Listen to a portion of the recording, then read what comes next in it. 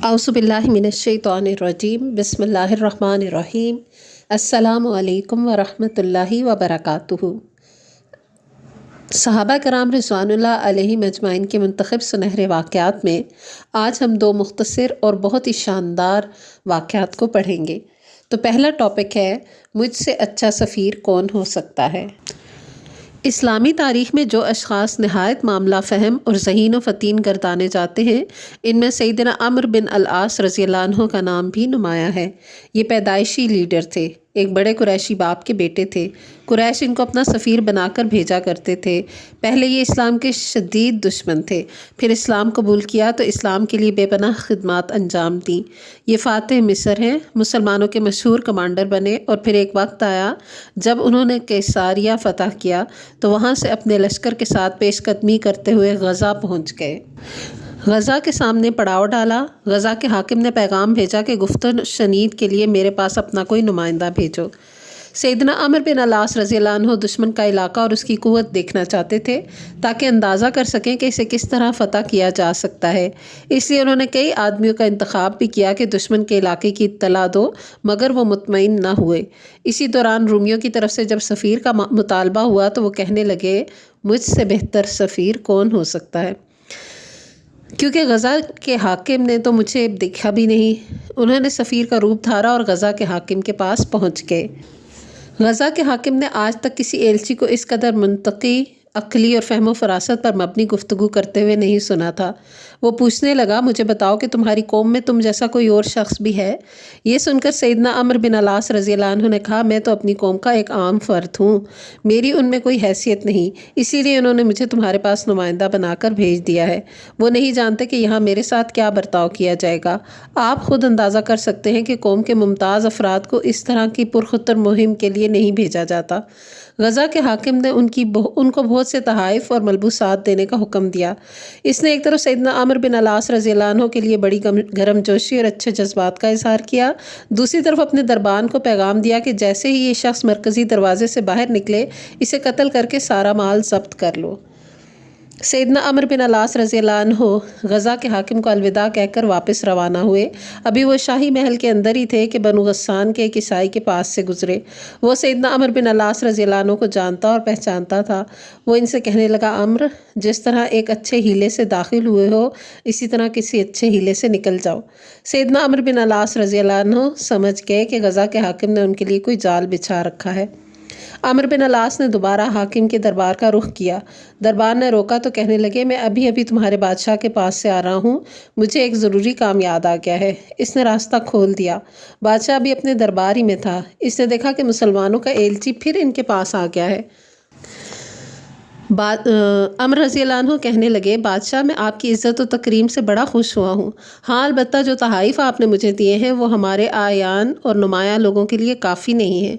मैं ऐसा करता हूँ कि अपनी कौम के नुमायाँ अफराद में से 10 लोगों को आपके पास लाता हूँ ताकि आप इन्हें अपने हाथों से तोहफे दें और वो आपकी मेहमान नवाजी से इस्तिफ़ादा करें। गज़ा के हाकिम ने सोचा, एक की जगह 11 अफराद मेरे कब्ज़े में आ जाएँ तो मैं बेहतर पोजीशन में आ जाऊँगा। वो कहने लगा, ठीक है, इन्हें लेकर जल्दी पहुंचो, मैं ज़्यादा देर इंतज़ार नहीं कर सकता। इसके साथ ही इसने दरबान को पैगाम भेजा कि इस शख्स को जाने दो, इसका रास्ता ना रोका जाए। सैयदना अम्र बिन अल-आस रज़ियल्लाहु अन्हु तेज़ी से वहाँ से निकले। जब वो ख़तरे की हदूद से निकल आए तो उन्होंने सुख का सांस लिया, मगर अपनी ज़हानत और फ़तानत की बदौलत दुश्मन का इलाका देख आए थे। जब सुलह का मुआहदा हुआ तो गज़ा का हाकिम ये देखकर हैरान रह गया कि मेरे पास एलची भरकर आने वाला तो वो ख़ुद मुसलमानों का सिपह सलार था। वो कफ़े अफसोस मलने लगा कि इसने इतना अच्छा मौका ज़ाया कर दिया। वो कहने लगा, तुम? सैयदना अम्र बिन अल-आस रज़ियल्लाहु अन्हु ने फरमाया, हाँ, तुम्हारी गद्दारी के बावजूद मैं तुम्हारे सामने ज़िंदा सलामत मौजूद हूँ।